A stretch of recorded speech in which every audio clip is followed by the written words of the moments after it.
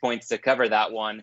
And I remember noting at one point in the third quarter, Zach Wilson had 4 completions up to that point in the game when he threw his 4th interception. And Wilson was also sacked 4 times. We thought he might be under a lot of pressure. Beyond what the Patriots defense did to him, he quite simply looked pretty lost to me when I watched that game. And it could be tough sledding once again for the Jets this week with a tough matchup at Denver. But there could be a get-right spot just around the corner because weeks 4 through 6, the Jets have the Titans and then the Falcons and then their bye week. So it might be getting worse before it gets better for the Jets, but it does look like it might be getting better at some point for them before too long. I think that about does it for some quick hitters on week 2 bets, and we can move on by looking at some teams that we have on the move, teams getting a big upgrade or a big downgrade in our eyes. And Chris, let's start with you. The top team you have moving up, the Raiders, giving credit where credit's due. Well, in divisional previews, I mentioned I didn't think the Raiders had any hope in that division, and I expected their offense to struggle more, and I expected their defense to struggle more, and it could get very ugly. And here we are, and they're 2-0 to start the year, and you have to give credit where credit is due. It's more than one lucky win. It's more than 2 lucky wins. They've come away with some wins against quality teams. And that counts for a lot, and that's contagious. That can be very contagious. So we'll see how centered they are when they play this week, and they have Miami coming in. So we'll see how focused they are this week, because that is a lot of curiosity for me. Yeah, and Scott, you've got the Raiders on the move up in your book as well. Yeah, we were saying they added all these kind of veterans, if you will, to the defensive side, which needed a huge improvement this year.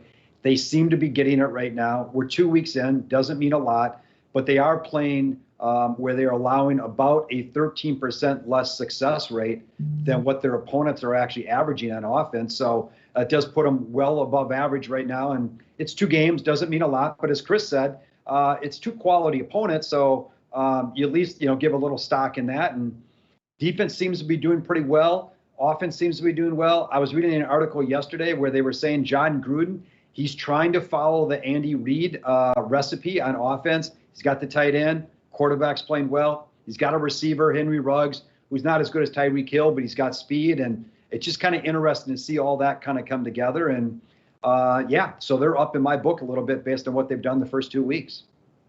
Yeah, and I'm going to make it unanimous here because I was just really surprised seeing no signs of a letdown from the Raiders coming off of that Monday night thriller. And I think Robert Mays with the Athletics Football Podcast did a really good job talking about how creative John Gruden's been getting to maximize his personnel on offense. So the Raiders, again, Chris, to your point, not just a couple of fluky wins, they were legitimately impressive once again on Sunday. And coming up in week 3, they've got the Dolphins. Obviously, Tua, a big question mark there. But what we saw from Miami, I think, circles back to a point brought up on our Friday preview for week 2, regression being a key factor from the Dolphins. And it really hit them like a brick wall against Buffalo. In the first half, 3 turnovers, going 0 for 2 on 4th down. Then looking at full game numbers, the Dolphins 0 for 3 in the red zone, whereas the Bills went 4 for 4. So tying this into week 3, and the Dolphins being the Raiders' opponent here, it's not always going to be that bad for Miami like we saw this past Sunday, but it's also not going to be as good as it was for them throughout pretty much all of 2020 and week 1 this season. So the Raiders in a good spot to potentially get up to 3-0 pretty soon here. Well, Miami was playing, Tua was out early and Fuller didn't play, and there were a couple of other issues with Miami.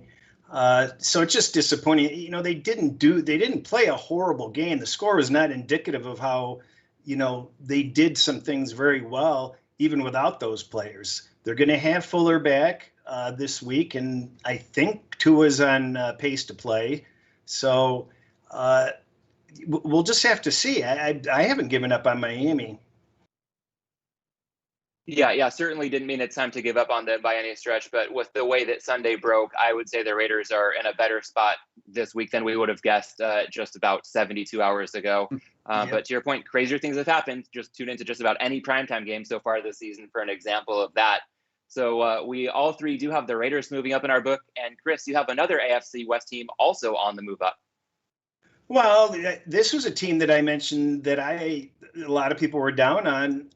And I think they've proven, hey, they've been on the road to start their season, and they came away with 2 W's. I mean, that's huge, starting off 2-0 on the road. So they have all their home games left, and they didn't have the most difficult schedule in the league to start with. So they come home. Denver comes home to play the Jets. They should start off 3-0, and they've got a handful of tough games there, but they've got a lot of home cooking, and they're doing things right. And it's obvious Teddy Bridgewater was the right choice to just be, not make mistakes and just lead them, down the field and just not put any pressure on the defense. And he's doing a great job of doing that. Yeah, I think we've seen a lot to like out of Denver these first couple weeks to start this season. And on the flip side, we will have an AFC West team that I have moving down in my book. But before we get to them, let's circle back on the Raiders' opponent from week 2 and the Pittsburgh Steelers. Chris, aside from just the scoreboard, you were really not impressed with what you saw in Pittsburgh from the Steelers this past Sunday. No, they were a big disappointment. And, the wheels are coming off the bus there a little bit, much sooner than we would have anticipated. Ben did not look good at all. He was complaining about the offensive coordinator's schemes, and that's a problem. And they didn't run the ball again, and they weren't that close in that game. They didn't score a lot of points against what's supposed to be a crappy defense. It's pretty much an embarrassment. And I know they lost a lot of players, and TJ Watt was out, but they weren't doing well from the beginning. From the go, they were doing poorly. So it's a big concern. It's a big concern. I have to downgrade them. Yeah, and certainly some growing pains, as I'd put it, for that Steelers defense. TJ Watt during the game, and also Friday during practice, Devin Bush and Joe Hayden. So down 3 players, 3 key contributors at each level of the defense certainly didn't help. And if those guys can't get healthy fast, and now with Ben dealing with an injury, it could be a rough go of it moving forward for the Steelers. We'll have to wait and see there. And I will use that to transition into another team that had a rougher go of it than a lot of people thought on Sunday, and that could continue moving forward if I'm not wrong on some of the red flags that I've seen here. And that would be the Chargers, the third AFC West team we're going to put in this segment today. I just watched that game against the Cowboys and wasn't so sure that Anthony Lynn was gone from the Chargers, because it seemed like his fingerprints were all over that loss. I think we've got a big red flag with their offense. I mean, how do you not punt and only score 17 points? I feel like that's got to be some sort of record. In fact, the Chargers have put up more than 400 yards in offense each of the first 2 weeks, yet they still haven't scored more than 20 points. And week 1, they went up against a Washington defense that, Chris, you were ahead of the curve. They're not as good as we expected. Week 2, the Cowboys defense was shorthanded, and it's not a good unit to begin with. And the Chargers' refusal to adjust in game and help a backup offensive lineman blocking Micah Parsons certainly didn't help their cause. Typically, when I see a team put up this much yardage and scoring this few points, I would expect some positive regression on the scoreboard. But inefficiency on early downs has been an alarming pattern for them. And early down success rate is an advanced metric that can be pretty predictive for teams moving forward. So I got to say, I don't want to feel down on the Chargers as a fan. Maybe it's the defeatist Charger fan in me, but I've got them on the move down, not just because of those offensive factors, but also looking at their defense this past Sunday. I mean, it's one thing to want your opponent to run the ball, but it's another thing not being able to stop it. So on both sides of the ball, some concerns for me about the Chargers. But Chris, you've got a reason why things might not be looking so bad for them if we see a change from one factor this past Sunday. Well, it's the second week in a row where you have highly questionable referee calls that are just going against them. 2 weeks in a row, absurd calls, just absolutely absurd calls. There was a in the grasp call that was just ridiculous. There were 2 touchdowns taken away from them. They, like you said, they've only punted twice the entire season. So they're doing a lot of things right. They're getting a little unlucky with the refs, and they played well enough to win that game against Dallas, but they should have played better. They really should have played better. To your point, there's plenty of room for improvement. And I don't think the comment was made, you can take the Anthony Lynn out of the Chargers, but you can't take the Chargers out of the Chargers. I still think that they're going to be better going forward. I think they'll recover from it, and I don't think it's a loser's mentality sinking in or anything like that. Yeah, I do feel good about the long-term horizon with their personnel, but I would say that on early downs, they've got to clean it up and not just always be putting Justin Herbert in a bind on 3rd and long and just pray for him to bail them out as good as he is. Yeah, I'll just add, I mean, they had a couple injuries too. Chris Harris, pretty viable player in the secondary, was out, and I believe, I think it's Justin Jones maybe on the defensive line hurt them a little bit as well. But, I look at and Chris is right. I mean, they got a raw deal, from the refs, but they also lost the success rate battle 66% to 53%, which tells me, on the line of scrimmage, they were getting beat by Dallas. And, that was two teams that typically find ways to lose games. And, one team had a win, obviously, when two of them play like that. And, Dallas came out. I will give Dallas some credit. I got on Dallas Sunday morning, by moving Micah Parsons to the defensive end. And obviously, he was going up against Balaga's replacement, so it's a great move. He did have some pass rushing experience in his past history, and they are fairly deep at the linebacker spot. It was actually a nice move for the Cowboys for once to see him do something that really, kind of really helped their team to overcome some of those injuries, and obviously it made a little bit of a difference in the game. Yeah, the Cowboys certainly made a good move there, and it seemed to catch the Chargers off guard. So moving forward, again, the Chargers, Chris, to your point, not necessarily a loser's mentality, but some pretty discouraging results coming out of this past Sunday's game. So I'll be keeping a close eye on that moving forward. And one more team moving down, as we can pull that graphic up one more time. Chris, the New Orleans Saints falling maybe back to reality after a great showing in week 1. Yeah, obviously they're my team, but you have, and they missed a lot of players, and unfortunately, none of the players we wanted them to be able to field were able to play. So, regardless, the lack of effort and just the way that they lost was just not good. And they're in the middle of this long road trip. They've got to go and fire it up again for New England next week. So that's going to be interesting to see how they come to play there. Jameis Winston still doesn't even have 300 yards combined between the two games. So he looked like the old Jameis Winston last game, which was a disappointment for my MVP ticket. I can rip that up. But yeah, I have to downgrade them just a tad. They're obviously not as deep as they need to be, as I mentioned. And if they lose anybody, they're going to look pretty average. Yeah, Scott, what did you make out of the Saints week 2 showing? Well, I give them a little bit of a pass. Look, they've been on the road for a month. 8 coaches, whatever, were gone. All these players injured. I do think as I was watching the game and knowing what Winston did in week 1, if this was Drew Brees, we'd all be saying Drew Brees is washed up, old, over the hill.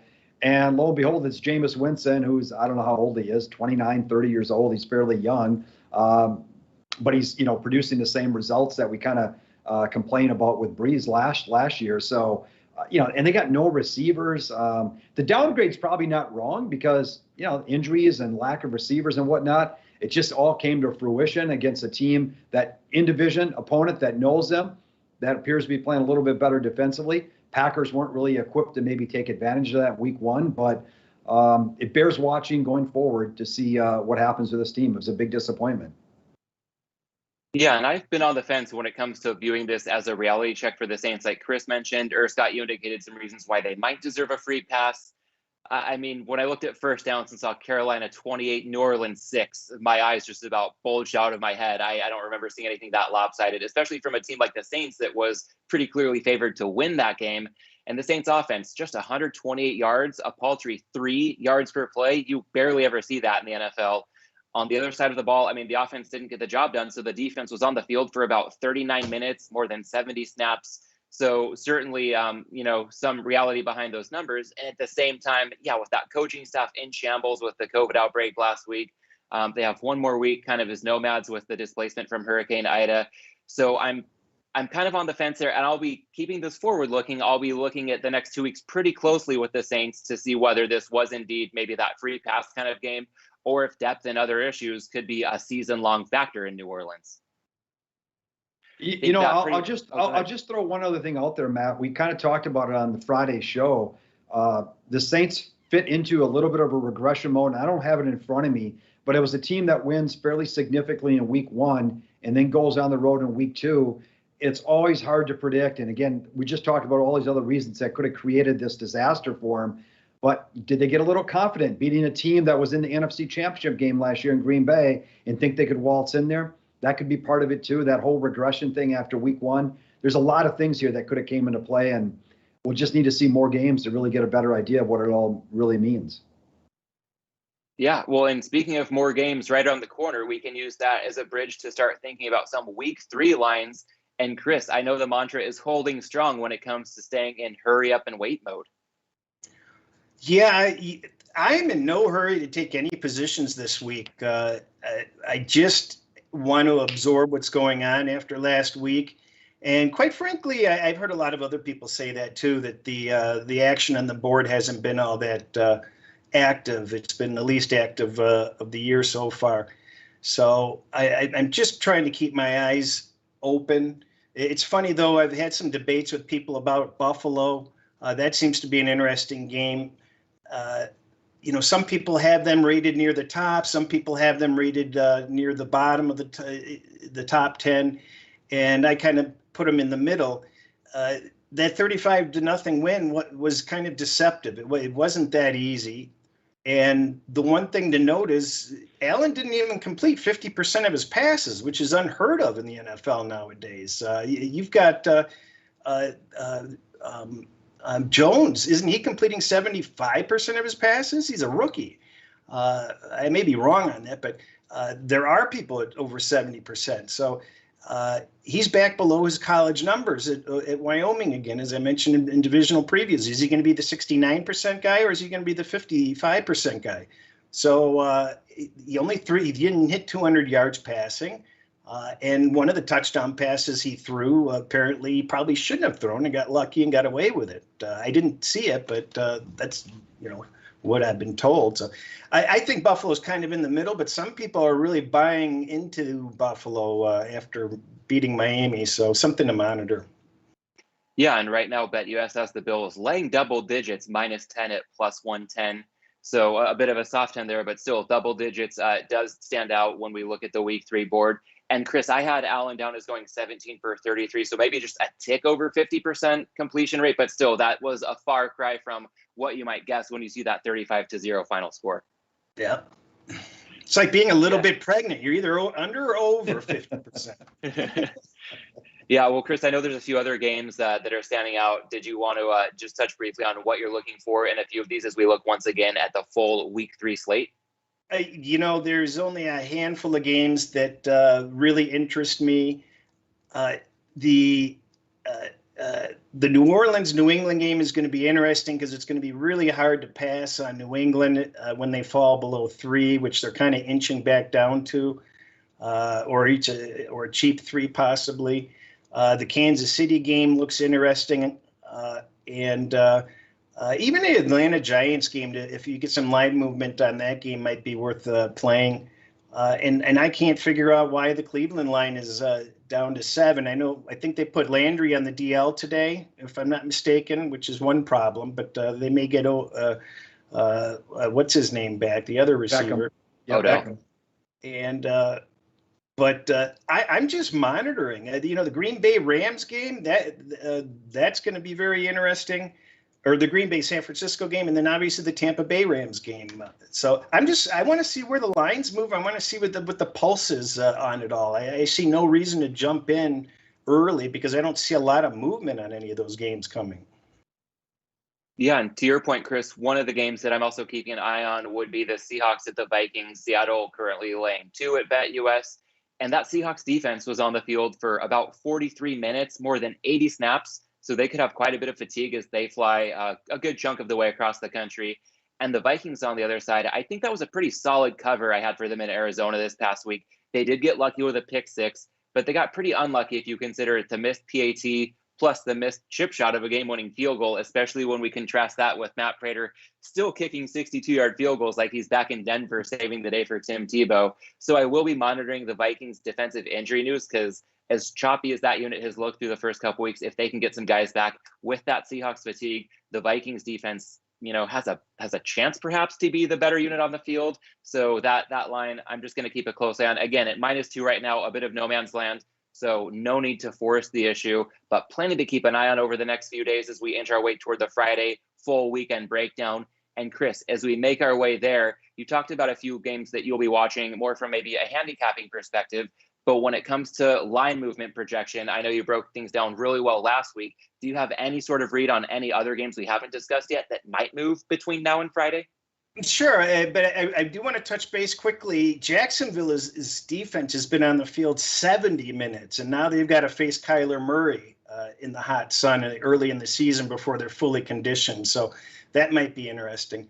But just running through the lines quickly, last week there was a fair amount of movement, and I think I was able to guess it pretty accurately. This week I see the Carolina line should stay around there. I think you're going to get some Houston support, even with Mills playing. So 7.5 seems kind of stable. Same with Arizona. I don't think that line should move very much. Tennessee might tick up to 6, but I see that's probably going to be the ceiling before the other side gets played on that. Baltimore should be at 9 for teaser protection, but it's been going down lately. So have to keep an eye on that game. Buffalo, the same thing. You've got the teaser protection at BetUS and at other shops, but I think Washington's going to get some play. Washington's defense is still respected. So that line is going to go down. Buffalo's line will not go up any higher than it is. New England is teetering toward a 2.5. Kansas City is a solid 6.5. I don't see it going back up to 7. The Giants might hit 2.5, but looks pretty stable. Chicago Cleveland should be 7 and bounce back up at some point. I just can't see it going below the 7.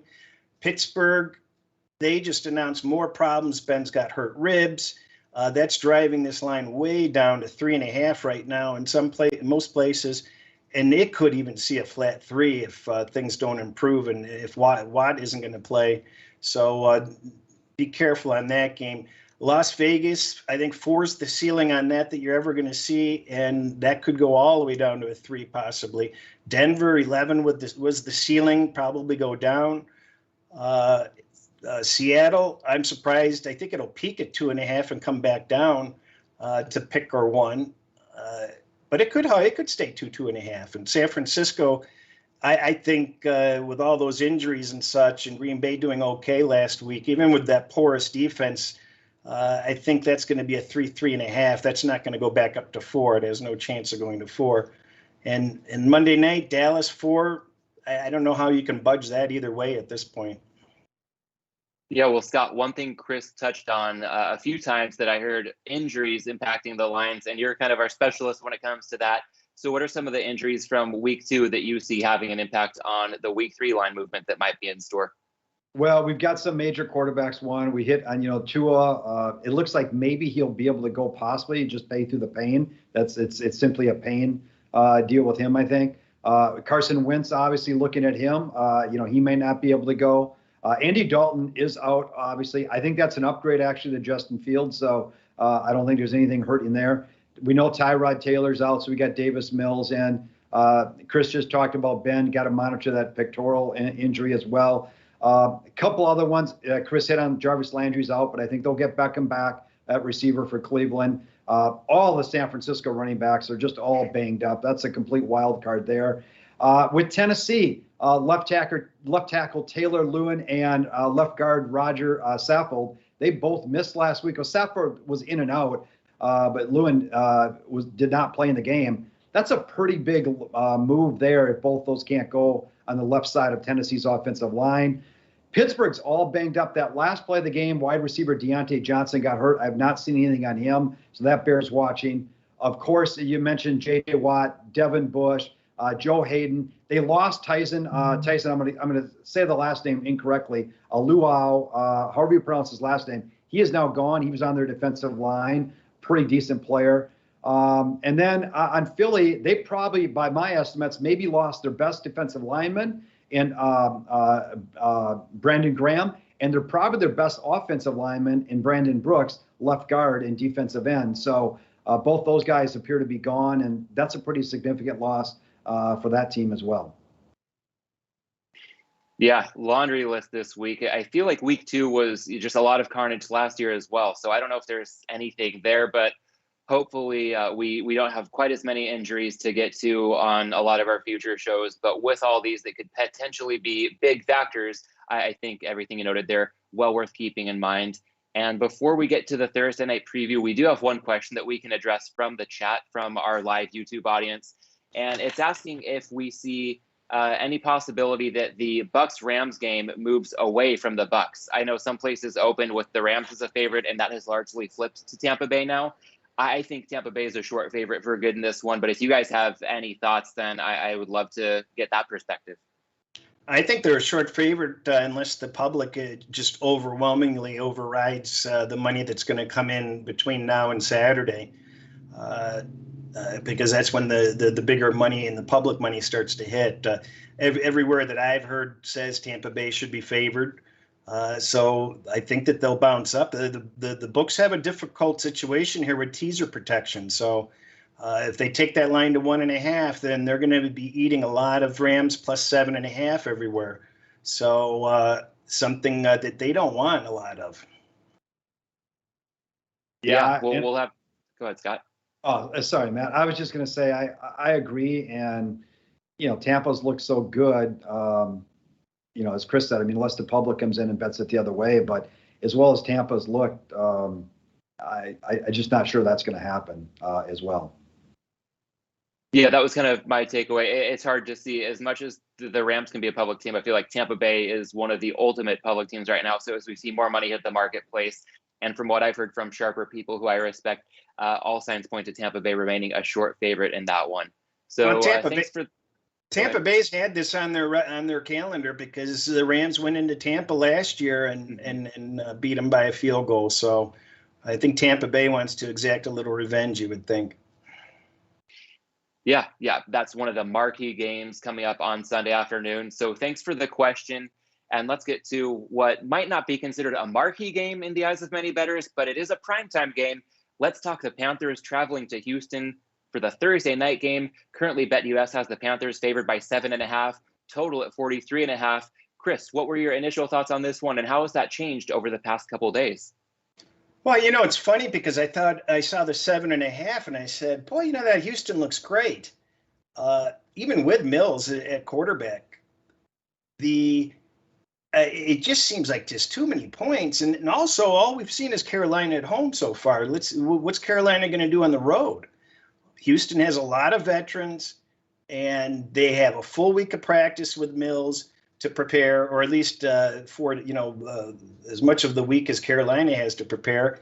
So these Thursday games are rough on road teams on Thursday nights. So that was my initial reaction. But then also when I started to look at teasers, I'm like, oh, but Carolina might be a good teaser. So kind of funny. I think it's going to be, sort of a close game there. But over my number one opinion on this is Carolina on the road and backup quarterback for Mills. They're going to want to dumb down the offense. I like the under in this game. So that's the direction that I'm going to go because I don't want to have a teaser with a road team. And I don't really need to get behind Houston. Yeah, well, Scott, you've been our total specialist more or less so far. So what do you make of Chris's play there, and what do you think of this one? I made the total right around 43, so it's a no play for me because I thought it was fairly accurate. What's interesting for me is the look-ahead line prior to Sunday's games was Carolina by 3.5. We've now jumped to 7.5 points. It's a 4-point move. Is Tyrod Taylor worth 4 points? I don't think so. I think it's maybe 1.5 points or so, maybe a little bit more because he was playing, better than we expected. But even if you said it's 2 points, that only gets you to 5.5. Is it because Carolina dominated New Orleans at home? It's obviously it's built into the line there a little bit, but there's all sorts of question marks around that victory as well. The Carolina defensive line does seem like it's bringing some pressure this year with some of the pieces they've got on that line. That could create a little bit of problems for a Davis Mills being so inexperienced. But 7.5, I mean, even if I try to make some adjustments here, I make this line maybe 5. I think it's a little rich. Do I want Davis Mills or not? I'm not so sure about that, but I think the line's a little bit high to be playing Carolina, certainly, just straight up against the spread. So a little value in Houston. I don't know if I'm getting involved, but I would lean Houston's way if I did anything. Yeah, well, I hear both of you guys, and I'm going to get in on a play here that I know there will be some thoughts on. And I'm going to go ahead and tease the Panthers down through the 7 and the 3 to -1.5. Again, I think that's worth doing if you're laying no more than -120. And I know that teasing road favorites down isn't the optimal way to approach teasers. So this isn't my biggest bet of the week necessarily, but I also don't think we need to put any absolute rules on how to play teasers. This looks like a good number to get down on with the Panthers. When it comes to the Texans side of things, I've been impressed with how they've just shown up ready to play these first 2 weeks. But that Tyrod Taylor hamstring injury does have me wondering just how much is left with this team that was already widely regarded as the worst in the league just a couple weeks ago. And when it comes to the Panthers, I've been encouraged on both sides of the ball, not just with Sam Darnold showing some signs of life, moving on from Adam Gase to the Panthers coaching staff, where he's got Matt Rule and Joe Brady there, but also with Christian McCaffrey back in the fold. I mean, he's been getting fed 59 touches through 2 weeks. Now heading into a short week, I do wonder if they're going to need some load management for McCaffrey down the road. But in the short term, it looks like they're content to keep on feeding him. And defensively, we talked about the Saints' struggles this past week. And I think, Scott, to your point, the Panthers' defensive line and just overall that unit does deserve at least some credit for keeping the Saints locked down so well. We talked about it in our NFC South preview, that Panthers defense, a lot of young players after they went all defense in the 2020 draft. We could be in the middle of a year 2 leap that some of these guys are taking. And yes, of course, we've got to acknowledge it's been an easy schedule so far for the Panthers, but I still think they've handled it as well as anybody could have asked of them. And they're not exactly in line for a big step up here, again, with a rookie quarterback, perhaps with the least pedigree of any rookie quarterback starting in the league right now, and a rookie head coach on a short week to boot. So in the second leg for the teaser, you can see it on the screen here. I'm going to take the Ravens -2. That's also a bit of a numbers grab for me, taking the far superior team to do a little more than win outright. And we'll touch more on the Ravens-Lions game on Friday's show. Ultimately, for the purposes of this teaser handicap, short week for Detroit, major coaching mismatch, and the Ravens possibly bringing that bully mentality. So overall here, again, I know that road favorites aren't optimal necessarily, but I feel like I'm leaving value on the table if I'm not playing this one.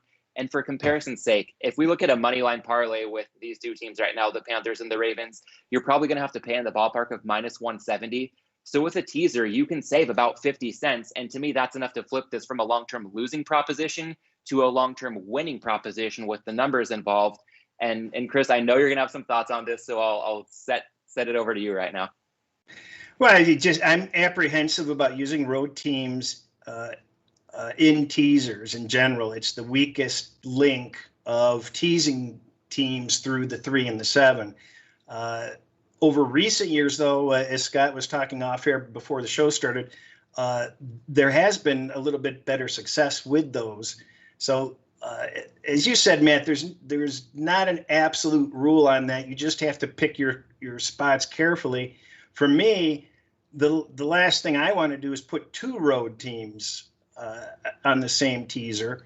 So it's, that's just what my concern would be on it. And I thinking about it and digesting this Houston side again, this could be potentially a really flat spot for Carolina on the short week off of, what they probably consider as a big win with the Saints. So they just may not be up, as up for this game as you might think. So I think they're going to struggle a little bit. So I may very well come in with a Houston wager at some point.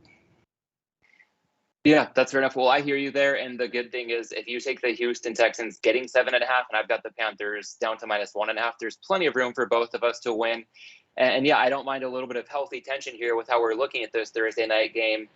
And I would just say that last week we thought the Raiders were in for the ultimate flat spot, and that certainly didn't come into play. So you could be right. The Panthers might come in overlooking the Texans a bit, but with a short week, an extended bye sort of after this and a primetime spotlight on them, I would expect them to show up and put forth an honest effort. So the beauty of this, we can both look at it different ways, and perhaps between the under, the Panthers down to -1.5, if you get involved on the Texans plus 7.5, we're not necessarily going head to head with each other on any of those plays.